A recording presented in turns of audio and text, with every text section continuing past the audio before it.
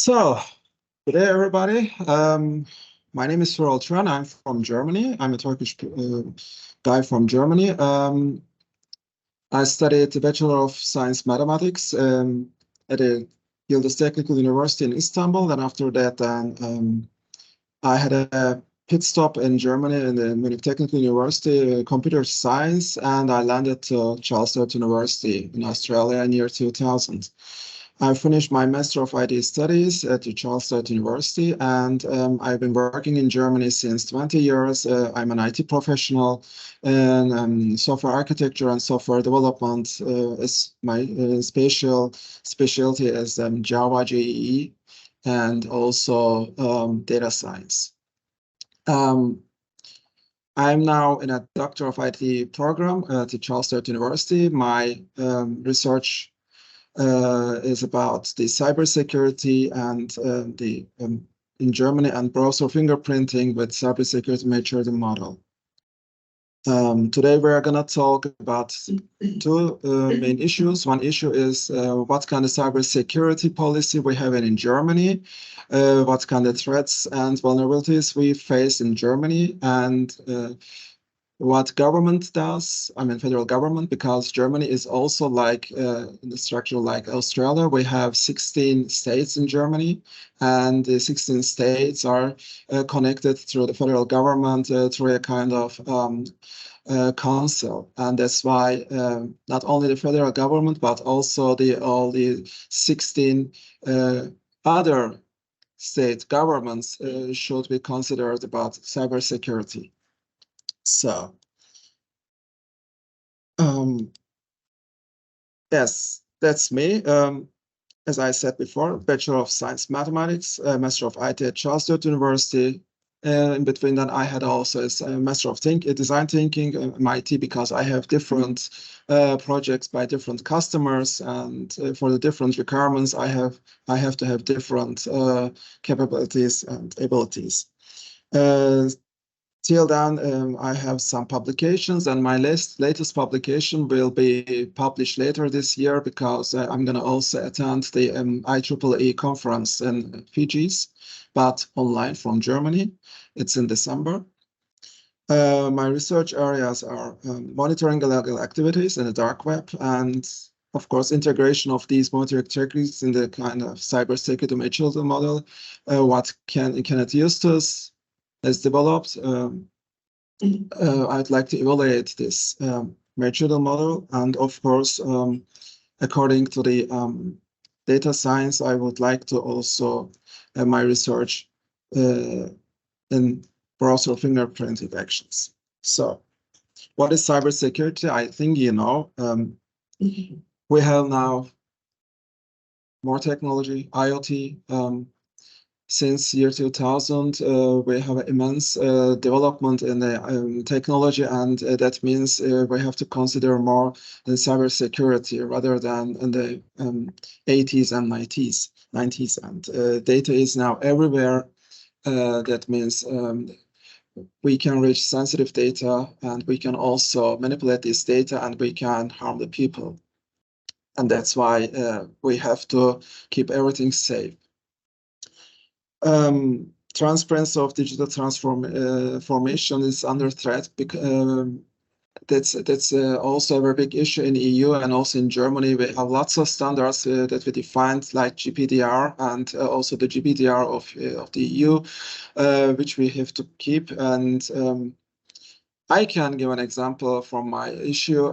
I'm now working by the Federal Government of Working Agency in Germany. Its main office is in Nuremberg, where I live. And one day, we had a database issue. Our database port was deleted, and I couldn't reach our tables. And actually, it's internal communication between our department and the database department, Tech 4. As I sent the email, I accidentally sent also our password to the other, guys internally. After an hour, our IT security agency rushed into the office and he said, "Who did that? It's forbidden." And I said, "What have we done?" Then he showed me the email, what I sent, and I had the big eyes and I said, "Oh, geez, it's my failure. I'm sorry. We had to change the whole database password." It was, I think, 2 or 3 years ago. And it was a very big lesson for me because although it was an internal communication, I mean, between just two departments, it was in our intranet, in our internal system. It was forbidden to send a kind of database password to another department. And it's very strict now in Germany because of also the attacks from Russia. But the attacks from Russia are not new for us. It's not depends on this Russia-Ukraine conflict. They were always there. I mean, Russia, China, they were always there. I mean, that's why we have to keep everything safe. That's why transparency of digital transformation is very important for us. So,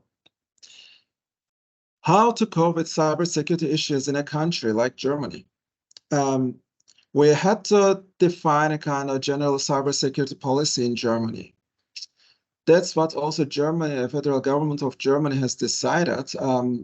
It was in the year 2011. It was the first time that the federal government described the general cybersecurity policy all over in Germany. And in every 5 years, they renew this cybersecurity policy according to the new IoT techniques, according to the new cyber attacks, and it's good for all 16 states. We have also another issue, Industry 4.0, which will be completed in year 2025. And that's why for this transformation, we have also a very good we also have to have a good cybersecurity policy. And the governments should also support the industries. For example, we have a department in the federal government, BSI, which goes to small or middle-sized company and checks everything if the cybersecurity is in a very good shape or not, and all situations which can also cause leakage. They also inform the employees and also the employer. That's also the service what the federal government has for all Germany. And of course, it's also important, and that's also my research area, the monitoring and mitigating cybersecurity attacks. It's play a very crucial role because, I mean, they happen, and if we can monitor them on time, then we can also mitigate the risks. So, cybersecurity policy of Germany. Actually, I tried to summarize a kind of 127 pages long document. And it's from year 2021, just before the general elections of the federal government. Federal Ministry of Interior, Building and Community, it's BMI in German. It declares its general cybersecurity strategy for Germany, as I said before. It's important to make the digital sovereignty overall in Germany. Government, private, industries, institutes, and also for the private people.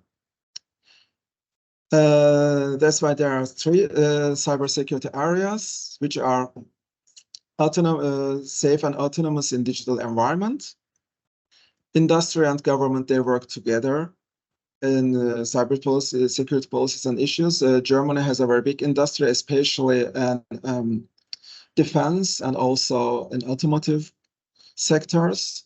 And also we have lots of threats in energy sectors. And of course, a kind of sustainable cybersecurity architecture for every government level.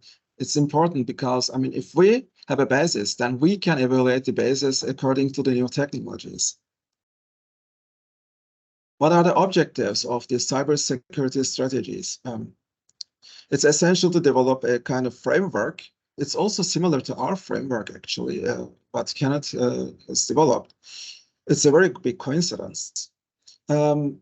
It's essential to develop a cybersecurity framework through a cybersecurity strategy, which is used from the federal government and its ministries, also in the 16 states.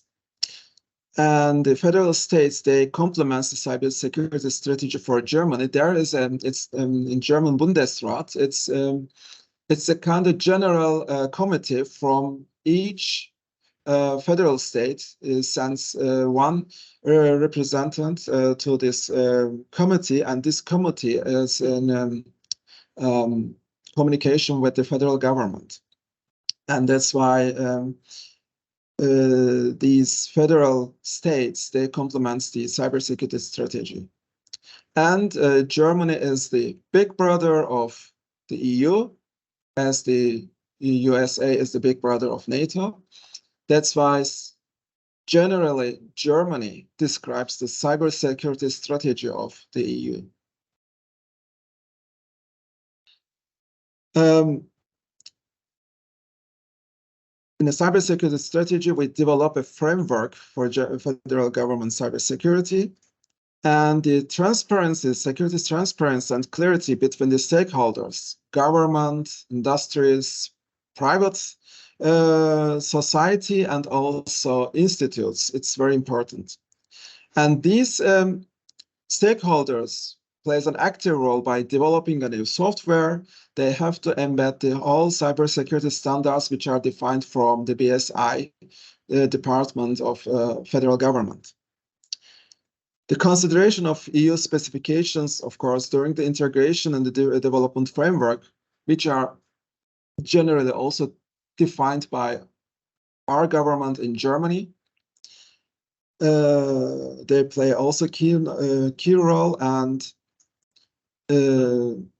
controlling and reporting at the strategic level, it's also a main issue, especially in several ministries. And as I said before, this framework should have a basis which can be evaluated in the future technologies. Of course, Germany is a very big country. We have 85 million of people. It's our population. I think now we are in the third place in the economics in the world after, I think, the USA and Japan. No, sorry, China and the USA. And that's why, of course, they want to attack us more bigger than more worse. We had attack trends in these 5 sections. One of them is cybercrime. Especially nowadays, we have lots of ransomwares and lots of distributed denial of service attacks, especially from other big countries. It also is a big threat for our energy, for our wind turbines, and also the other hydroelectrical centrals. Germany is the first country in Europe who closed the whole nuclear plants. We don't have any kind of nuclear plants now in Germany. They are all stopped because of the Fukushima disaster in Japan. We have decided in year 2011 that we will stop everything till 2023. And the last nuclear plant, which was working, is worked till the end of March this year. And that's why it's a bit interesting. We are now also importing a bit nuclear energy from France because we have this shortage of gas because of the, Russia-Ukrainian war. We have lots of sensitive data, especially in medical, health insurance. They are very sensitive. We have lots of restricted rules. They cannot be distributed without an approval of the patient. Telecommunication networks, we have Vodafone, we have Deutsche Telekom, and we have O2.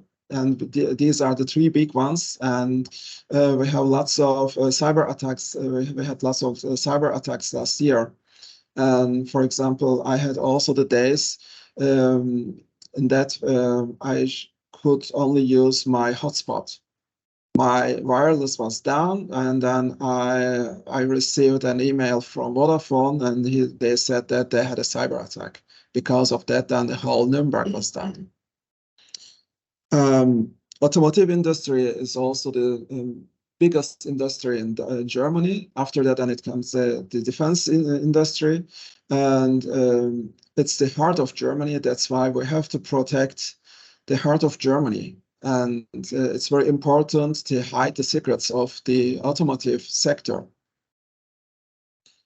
What kind of risk areas we have? Federal government itself. Of course, if we have a kind of cyber attack directly to the federal government, it's pretty bad because it's connected with the other 16 federal states, and it's a very big disaster. We have also state-sponsored cyber attacks. Of course, they have always the denial, as Merkel called Putin to accuse that Russia had attacks with the support of government. He said, no, we don't do that. You know. That's why I have here also an example. If you have the presentation, then you can also, the link is not broken. I have checked that. You can also see that. We have also hybrid attacks.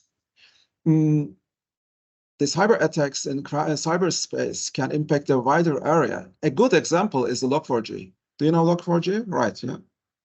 Log4j, yes. It was December 2021, and Log4j has a lake in Apache, and the hackers use that.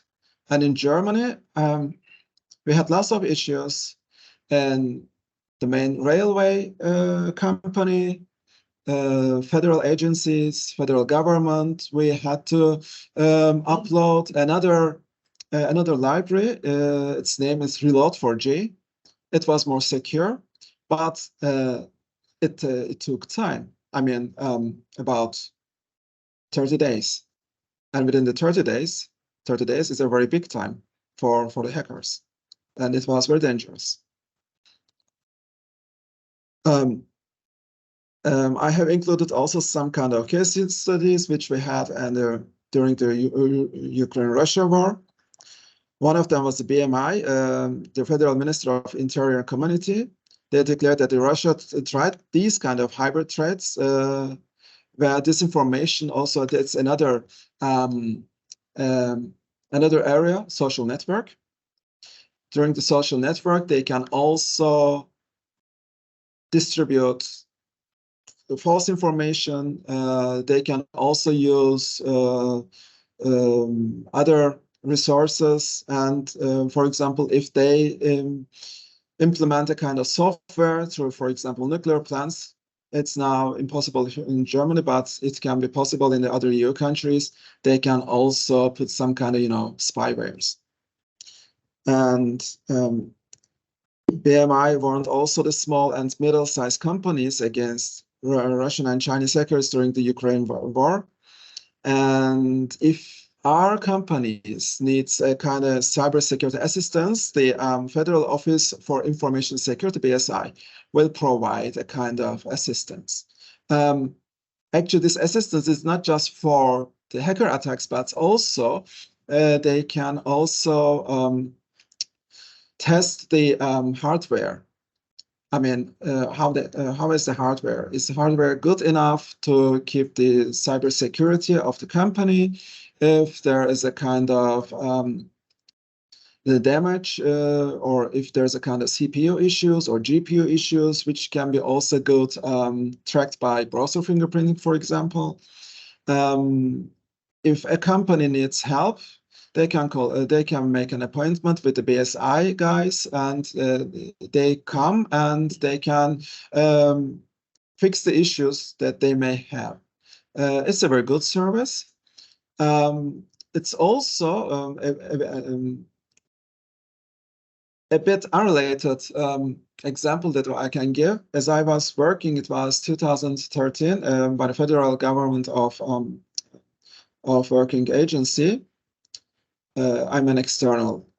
They are our customer. I'm an external employee. That's why I have my own company laptop, and I bring it to the agency like other external employees. And within a week, 6 laptops were stolen. And then the working agency has called it BSI. Also, the building security and also the security of the other hardwares. In that way, it's also the job of BSI. And then BSI has found out that we were so polite that we could also open the door to the strangers without asking their identity card. That was a fact. I mean, as I was opening, for example, with my ID card, then someone came with me, and then I didn't remark that he could be a thief. No, I should have asked, for example, as an external employee or internal, whatever, that if he has his ID. Then after that, we began to ask everyone to their IDs. It was the solution, for example. It was simple, but the simple solution caused a very big effect, 6 laptops. BitCop President Ralph Wintergerst prognosis that the digital espionage and the hardware damage will cost. That's why, I mean, it's not only the software attacks, hardware attacks, but also such a kind of, attacks that cost 206 billion euros. It's a huge number. So what kind of landscape do we have in cybersecurity in Germany? We have, as I said, governmental stakeholders. One of them I said BSI. The other one is a strategic level, National Cybersecurity Council. It's top of the level, and the top level. And we have cooperation between federation and the states, CERT, Computer Emergency Response Team, where I'm working at, and the federal government working agency. Our top department is CERT. We have private industry stakeholders. The stakeholders have CRITIS. CRITIS also what we have in our agency. It's a Critical Infrastructure Alliance for Cybersecurity. We have always CRITIS meetings, and we, for example, I have also given a kind of seminar about how we can keep the certificates, assign the certificates of our customers and the communication between our data, between the customers, between the 85 millions of people, the whole document stuff. And these are the CRITIS meetings, for example. But it's not just only for the federal government and their agencies, but also for the private industry like insurance, automotive. We have also private research community initiatives like Fraunhofer Institute. It's one of the biggest institutes of Europe and the world. We have also civil society initiatives and stakeholders, like the numerous independent volunteers.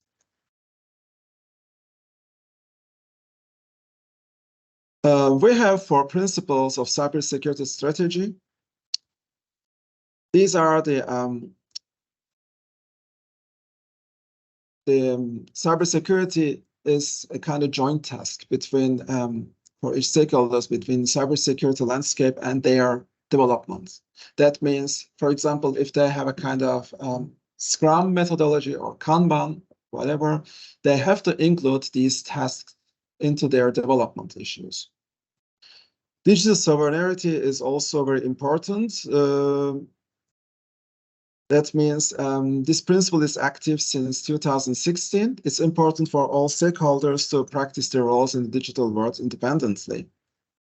And cybersecurity is a kind of, Germany is very keen on this, these 3 words, made in Germany. That's why we also want to have a kind of cybersecurity made in Germany, like an industry. And also, we should have a kind of common EU strategy and digital sovereignty in the EU, because we are all connected through the EU network. So that means if Netherlands has a problem, it's also our problem.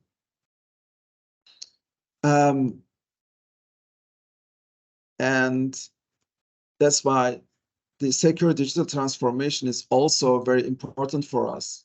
For example, we have a kind of DE email. DE is abbreviation for Germany. For example, you have here RMIT AU, right? Or CSU.hu.au. In Germany, we have .de. That's why DE is Deutschland, Germany, and we have the email. This the email is used by first of all by the government. It's a kind of encrypted, decrypted email communication, and also the private companies can receive the email account through Deutsche Telekom, German Telekom. They can apply themselves for this kind of the email. I think it costs about 20 euros per month, and they can have their secure email communication for the sensitive data. It's pure German.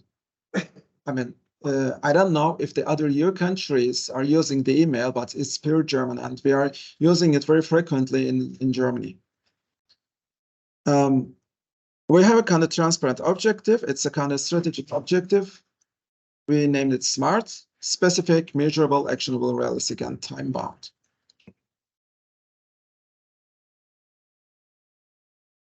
Well, what kind of areas, action areas we have are staying secure and independent within a digital environment, sure. We have the collaboration, as I said before, between federal government and private sector. And we try to establish a robust and enduring cybersecurity framework. And then the Germany's proactive involvement also shapes European Union, because we are the big brother, because we help the other EU countries to develop their technologies. There are 3 countries, Netherlands, Austria, and Germany. We are helping the other countries. And the strategy has 4 phases, which are the implementation, reporting. Reporting includes also monitoring with controlling, and also the evaluation against the new cyber threats, and also new technology areas like the new IoT areas, for example.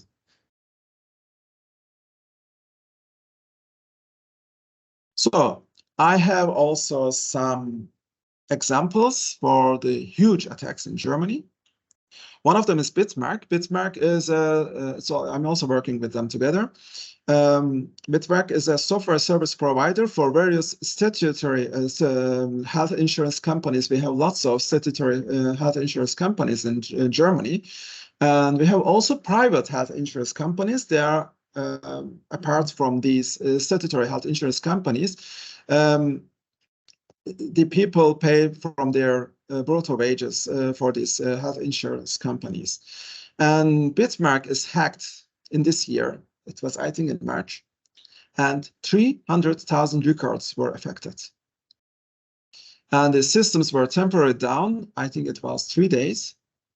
And they could recover it, but the nature of attacks is still unknown and still not declared. But I think, my assumption, BND is like CIA, BND knows that. But they don't want to expose the attack, because if they expose the attack, then they try to attack in another way. That's why we are not explaining everything crystal clear to let them know what we know.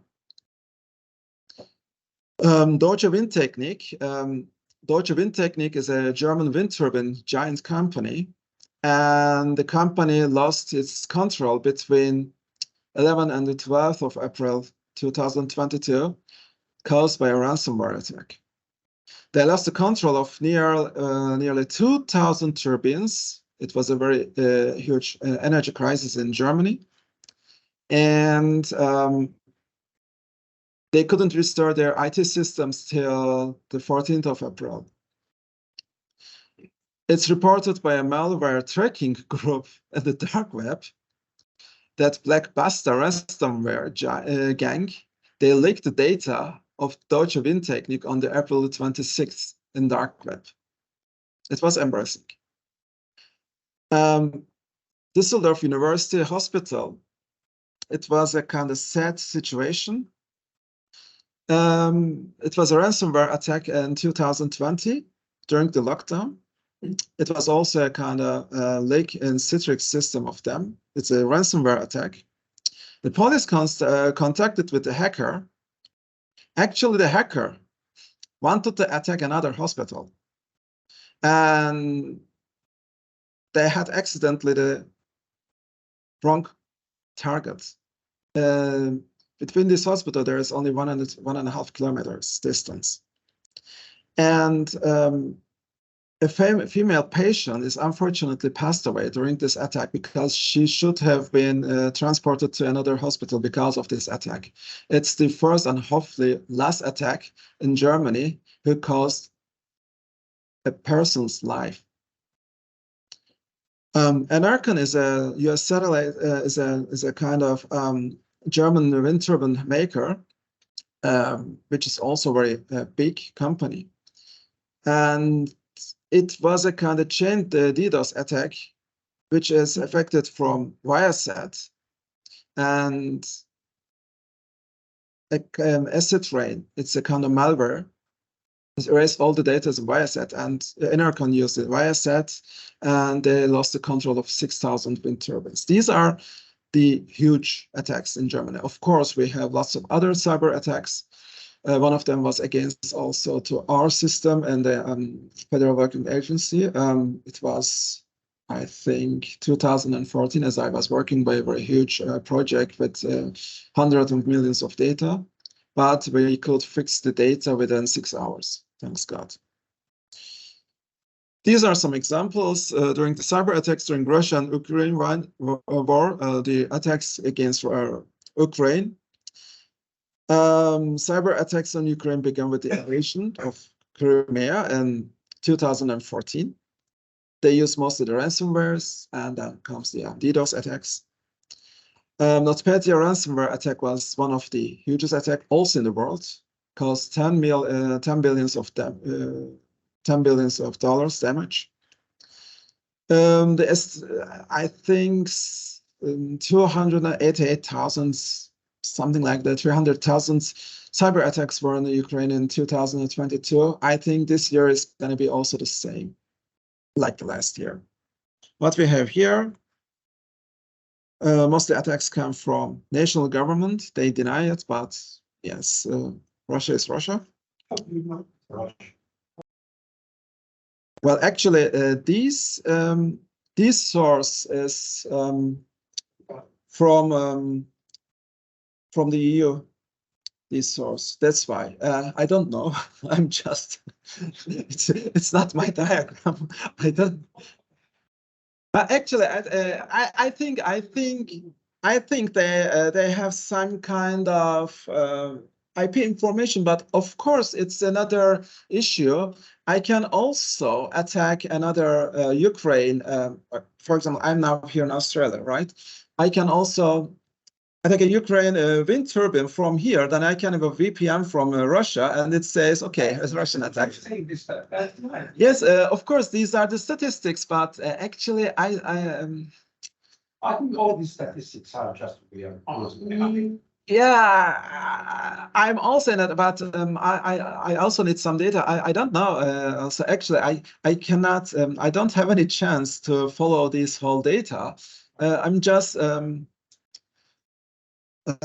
translating that into a kind of presentation. But you're right. Actually, we have now NordVPN or the other VPN companies. I can install various VPNs, and I can select a Russian or Indian or Chinese or whatever, or North Korea. Yes, and then I can also attack, and I say, okay, I'm Chinese or I'm Russian. Of course, these can also do. What's your statistic? Yeah, these are just the statistics. If they are worthy,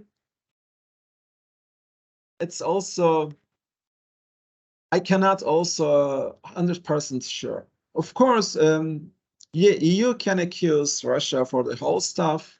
They can also accuse China because China is always behind Russia. They have also BRIC, and that's why, as an ex-politician, I can say I was also in politics in Germany. As an ex-politician, I can say we can abuse the technology to use in our way, of course, VPNs and also the other IoT techniques, which we can use to accuse the others, although they are innocent. I don't know who is now innocent, who is now cruel, but these are the statistics. It's another statistic, but if it is reliable or not, I'm also not sure. So this is the, as I kind of say, little perspective from Germany and the EU. Of course, we have lots of cybersecurity issues during the EU because EU is not homogenic. There are lots of good, developed, well-developed countries such as Benelux countries, Austria, Germany, Denmark, actually Central and Northern Europe, Southern or Southwestern European countries such as Italy, Portugal, Greece, Spain, or the other Baltic countries, and also the Eastern European countries such as Romania, Bulgaria, Balkan countries. They are now in a kind of developing situation. And that's why they need our help. And that's why I found it very good. I found it right to define a kind of, central, general cybersecurity, compliance cybersecurity framework for the whole EU countries, which can help the other developing countries. We have 27 countries since the Brexit. And now we are also gonna have 3 other countries, Bosnia, Herzegovina, I think Albania is also one of them, and Serbia. They are now coming within 3 years. And Turkey is a very long candidate, but I don't know if they can achieve that within 20 years. But we have also a very good communication with Turkish government. And also the cybersecurity of Turkey is also an interesting point for us because of their fragile condition between Asia and Europe. I mean, between Russia and Europe, that's what I can say. And now my research focus is the monitoring and analysis of dark web suspicious activities to extend current cybersecurity resilience and maturity modeling. I've been doing my Doctor of IT Studies since June 2020. My co-supervisor is here, the Kenneth Eustace. He helped me also very much with my main supervisor, Rafiqul Islam. He's unfortunately not here today.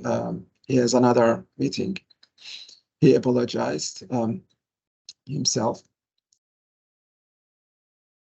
So I have a two-phase methodology.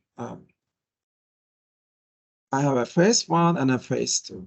My phase 1, I would like to experiment browser fingerprinting actions, which have, first of all, do you have any knowledge about browser fingerprinting?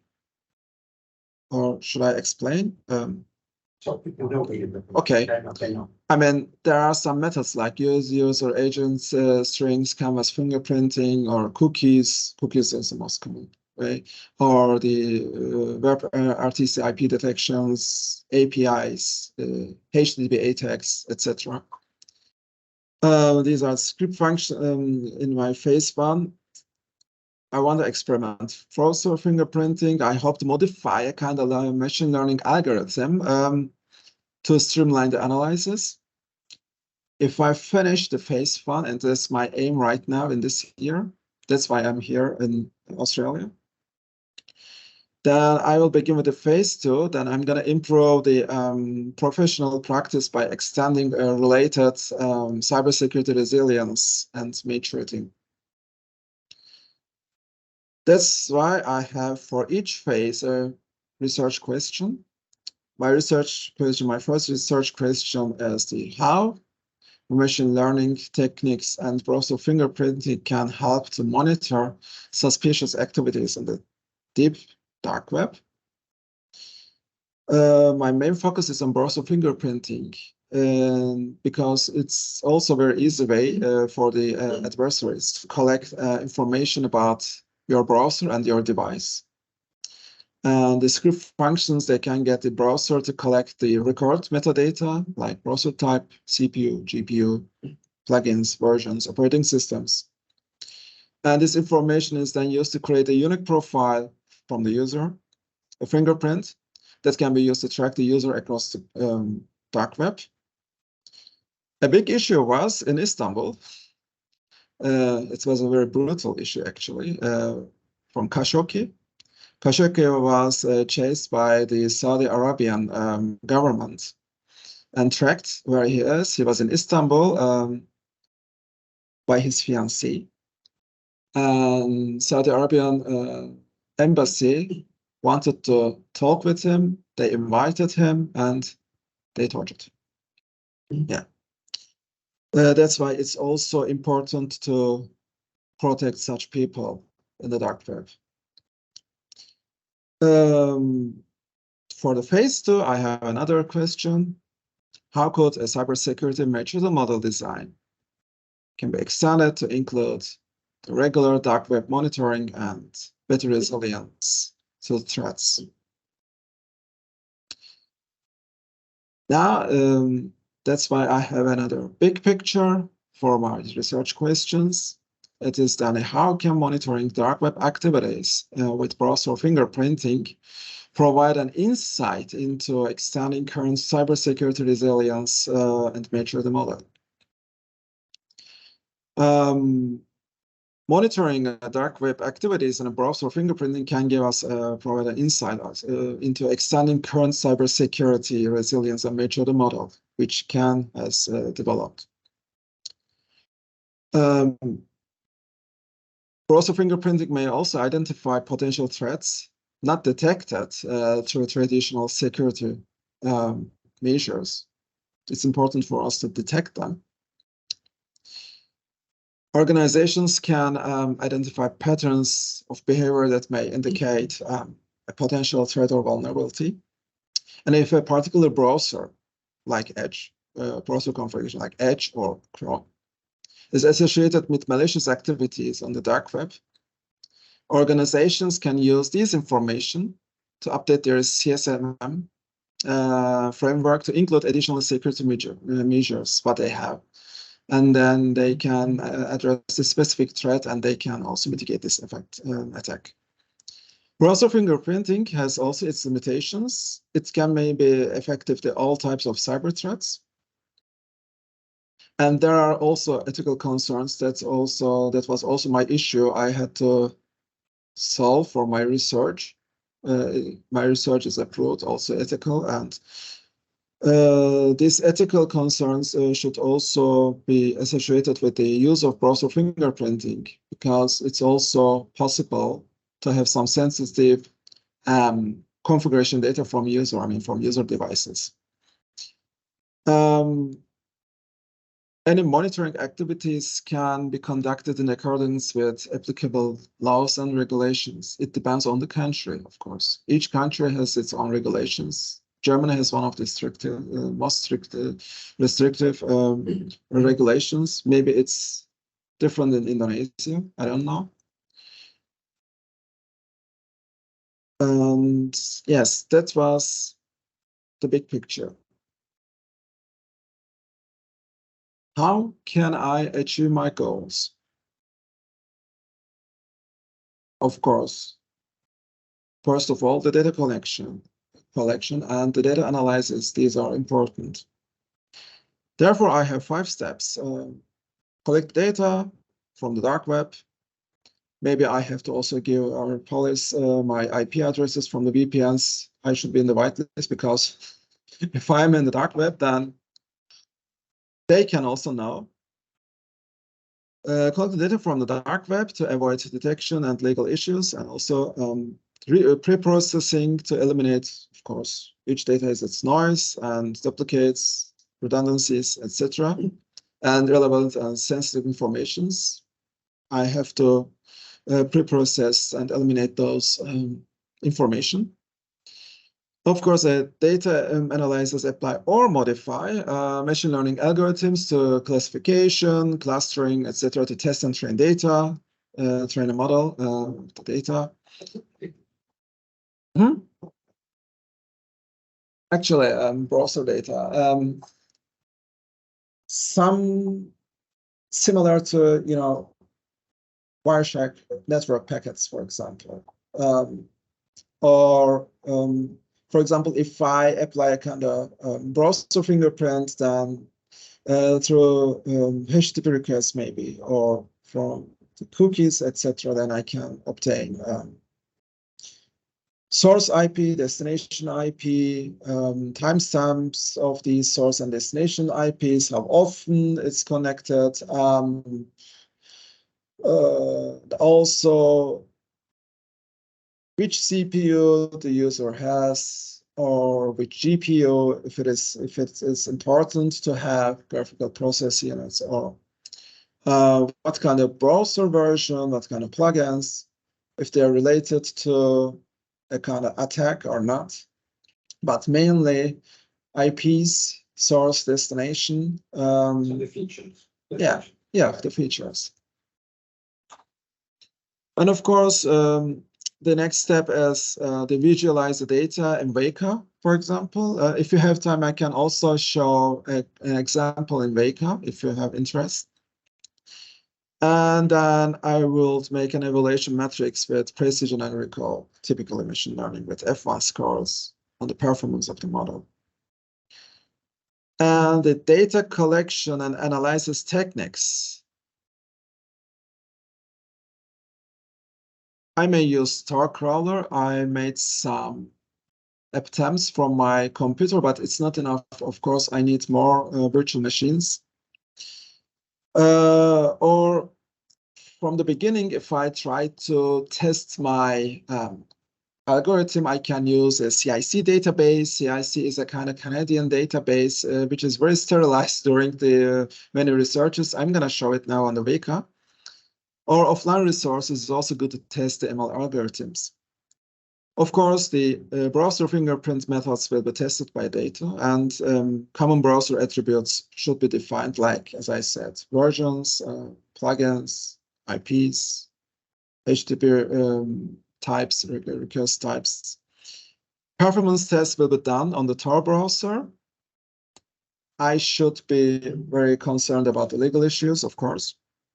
I will use the Weka framework because my supervisor is also pretty good with Weka framework. I can also use other frameworks, all in Python or in Java, like TensorFlow is one of them.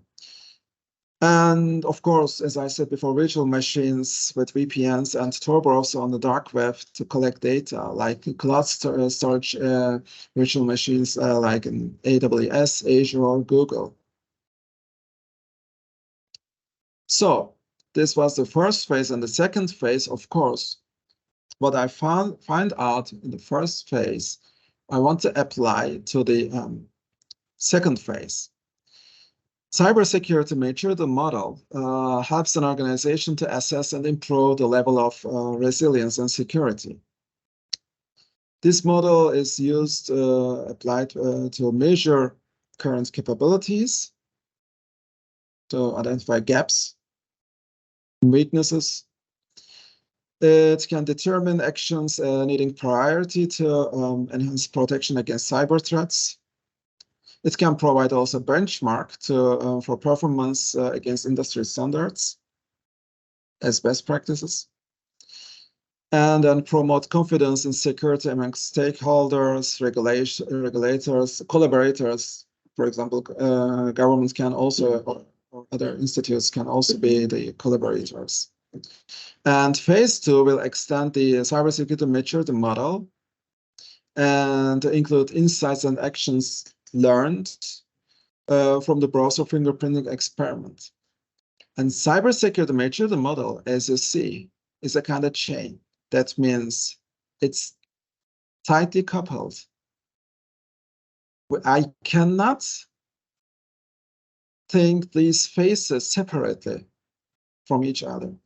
They should be connected and they should be worked iteratively, like, for example, racial unified process or like a kind of Scrum process. They should work in a kind of iterative way. And they should be also adaptable for every kind of industry. That's our aim to reach. And the whole thing is now my research. Why I'm here at MIT, I thought maybe we can have, first of all, Mr. Matthew Byrne, he's interested in our research. Kenneth had contact with him. He's unfortunately not here today, but he knows that I'm here.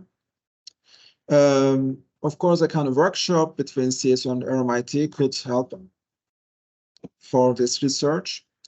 Data collection, it's not quite legal in the dark web, but it's good to have various VPNs to collect data. I mean, I just have one machine and I can have only one VPN. And I think it's a good point to show after this slide, Weka, the CIC data set, or some other Kaggle, Com, and the other online sources. They are good. They are actually good to test, but they are very clear. I mean, they have no noise, data noise. They have no redundancies. They are very good defined. They are very sterilized, and I mean, they are good to test, but not good for a kind of research. Of course, we can also share cybersecurity issues between Germany and Australia, the politics between Germany and Australia, and the cybersecurity landscapes are quite different. You have other threats than we have in Germany, and vice versa.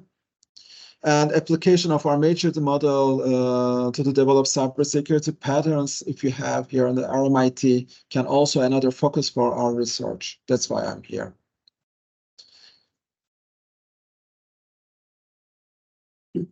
Questions? Yeah, just quickly. You speak about collaboration with Germany. We have been collaborating, and Ibrahim is here, right? I can see Ibrahim in the list of attendees. Yeah, we have European project, major one. I don't know, with Darmstadt or I don't know, and Spanish. They're looking at really attacks on driverless car. So we do have collaboration in the past as well, right? Oh, okay. I think we do have, I mean, Ibrahim, can you talk about it a little bit? I can see Ibrahim, but Ibrahim? Hello? He left, probably he left. Anyway, yeah, it's interesting. Yeah, that's what I wanted just to mention. Well, that's good. That's good to know. Of course, we can collaborate also with this EU project together, and we can see where we are going to, because I mean, it's also an issue in Germany, also in the EU, to harmonize every kind of strategic frameworks in cybersecurity.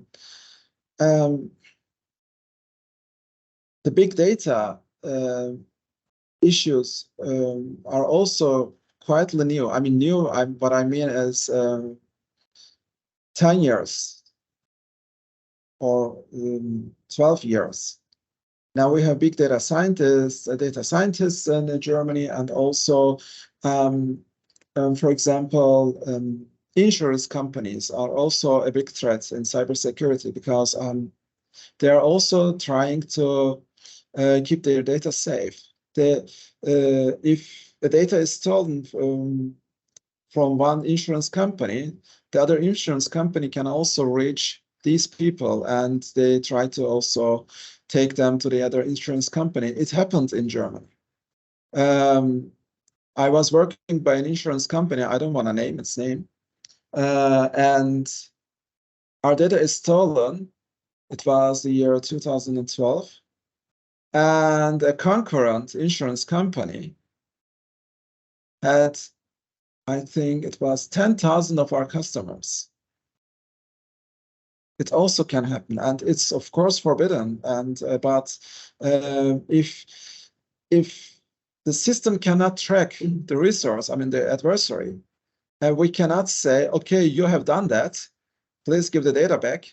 And that's why it's very important to keep the whole industry safe, and also in EU, for us in the EU, right, and for you also in Oceania, right, because I mean Australia is not alone here in Pacific. You have New Zealand, you have Indonesia, you have there are lots of other countries here, small and big, and they have also a collaboration in any way and with Australia. And if someone, for example, if Indonesia is in threat, Australia cannot say, oh, it's not my issue.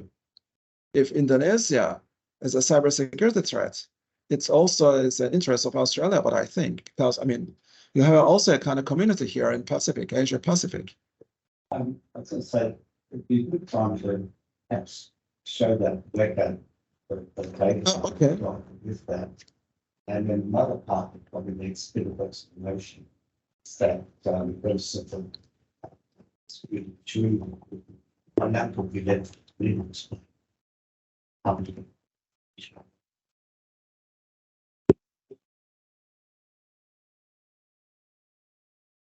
Yeah.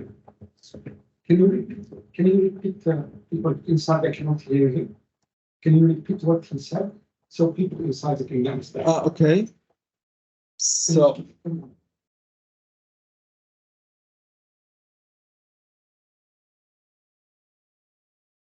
you know, the good time to show those weaker database. We have, you know, publicly available parts for government benchmark. And they made it point to up to the disclaimer self-security and security bodies. We have a status now, very simple progress and ourselves. Yes, we can have that. Just a sec. So may I show the data right now? Yeah. Okay. Just a sec.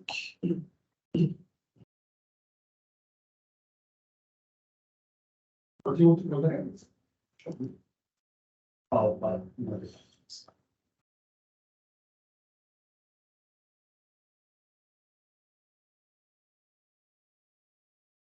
So this is the CIC data set from a Canadian cybersecurity institute. And these are the columns, data columns. I cannot see it. Oh, just a sec. Oh, sorry. How can I show that? Just open. Repeat your slide. And you show the file. Open the file. Can someone help me? Yes. Can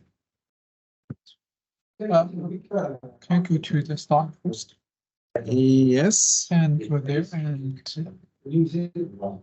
should be fine. Okay. Thanks very much. Yes, you can see that. Okay. Okay, this is a huge data set, which is used by many researchers. I'm also, of course, reading lots of literature from the other researchers and also fingerprinting. And mostly they have applied their methods on this CIC data set. It's a Canadian cybersecurity institute. As you see, I'm just going to scroll more. It has 85 columns with 85 different information. Okay. If I need the whole information also in my studies, it's another question. But for example, they have source IP, source port, destination IP, destination port, which protocol, with the timestamps, the flow duration, for example, total forward packets, total backward packets, total length of forward packets on backward packets, etc. The packet length, maximum, minimum, mean. These are the the mathematical standard deviations, maximum values, flow of bytes, flow of packets, etc. I mean, there are lots of information here which can be obtained with the browser fingerprint printing attack methods. And my aim is via maybe Torcrawler or Wireshark or the other techniques to collect such data, maybe not with 85 or 90 columns, but maybe 20, 30 with such informations, and they apply a modified machine learning algorithm onto that to make a better accuracy of browser fingerprinting attack, which can be detected in our cybersecurity maturity model in the future, and of course attacked, monitored, and mitigated. This data is actually very sterilized. It has no noise, it works perfect, and it's good to apply some kind of machine learning algorithms to test if they work correctly, if we can train and test the data. But it's not my aim. I mean, I can test this data, it's okay, but it doesn't give me a kind of accuracy, because the data has its own accuracy right now at 97%. I mean, I cannot make it on higher. I mean, it doesn't give me a point to make it 99%, I mean, for 2%. Because of that, I need a kind of raw data, which has such information like this data. I can eliminate the noise and the redundancy of the data, and then I can test the accuracy, and then I can have my own algorithm. That's the aim for the first phase. Yes. So one of the things that we need to try and create is to take your results of this experiment, challenging as it is. Yeah. We take the best of them getting experiment, so apply to those special insights. Yes. Type scrutiny. And we start from the very beginning, is that knowledge that is designed for any individual person. What do you do about prevention and protection response to country? Yeah.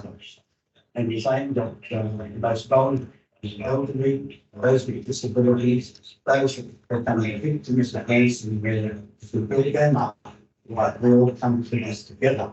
And so starting from the round floor, we can work our way up through the corporate business world. Yeah. And so we get starts through the machine works and whatnot. Yes, that's right. Thank you very much for your presentation and question. One question. Oh, yeah, sure. Yeah, of course. It is very naive questions, but you say like monitoring suspicious activities in the dark web. So what itself will constitute suspicious? Like what when from this browser fingerprint data, how can we tell that is it suspicious, is it not suspicious? Actually, dark web has also lots of forums. For example, how to make a bomb. Or for example, how can I find the people who has children pornography or human trafficking, etc. The forums are the first targets for me in the dark web. Of course, if there's a kind of web page who has done, for example, if there's a kind of web page who is used by 2,000, 3,000, 4,000 users per minute, then it's also a bit suspicious. That means it's a source for a kind of illegal activity. Of course, I can also write CSU in the dark web, and I can also see the in the dark web, the website of CSU. What I mean is the illegal sites, you know, the websites which can also distribute false information, or which can teach people how to attack with ransomware, etc., or how to, for example, find out false identities. For example, yeah, okay, it's a bit an innocent thing. The teenagers who wants to drink in a bar, for example, in Germany, it's not allowed till the age of 21. You cannot go in and you cannot drink a beer or an alcohol. Okay, at home you can do everything you can, but not in a kind of pub. And of course, such teenagers, etc., they are always seeking such guys with the false identity cards, etc., to get in, to have their fun. It's a bit a kind of innocent crime, that's what I can say. But there are also some kind of web pages in that way. And these are our focus, our main focus, such forums. And these forums, of course, the usernames, etc., they are all false. You can go through the dark web completely anonymous. That's why it's dark web. I mean, you are not exposed normally.